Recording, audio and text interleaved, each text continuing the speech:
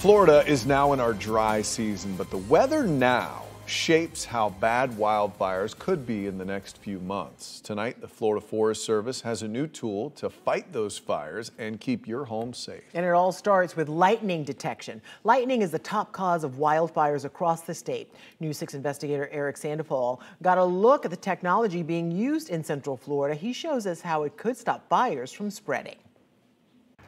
You know, back in the day, crews would spend hours on top of a tower, a lot like this one, searching for any sign of smoke, and then spend hours trying to find the fire they saw from a distance. We found out it is a lot easier now, so easy as a matter of fact, fire crews may only need a bucket of water to put it out. It's happened countless times and it will likely happen again. Lightning sparking wildfires in Central Florida. When you see a storm coming in during the summer and you see lightning's embedded in it, what goes through your mind? Will it start a fire?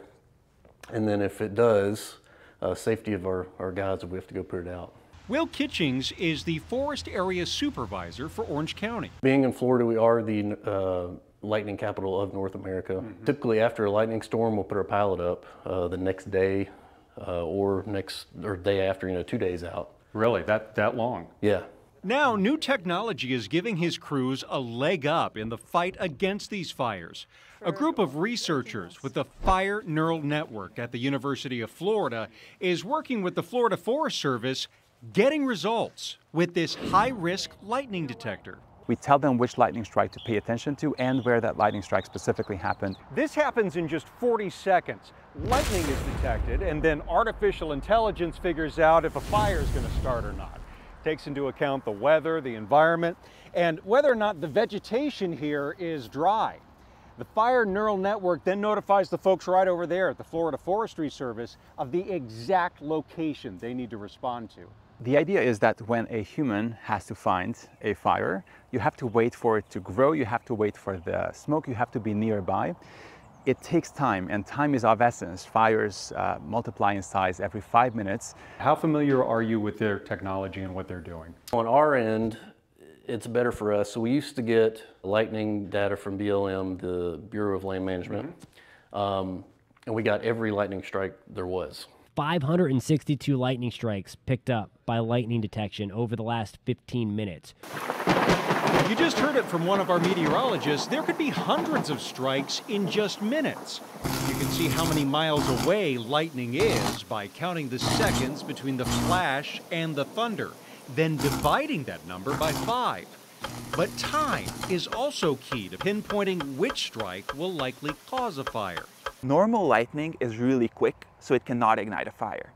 And there are these special strikes called long continuing current strikes that are very long, 1,000 times longer, so they cause 1,000 times more heating, and they're much more likely to start the fire. Right now, there are 10 of these lightning detectors across Central Florida, including Orlando, Lake County, Bunnell, and the Tiger Bay State Forest in Daytona Beach. They're also being used to help fight fires in California and Australia. Is this one of those things where you think, why didn't somebody think of this sooner? Yeah, I wish I would have thought of it. You'd be rich. Yeah, no.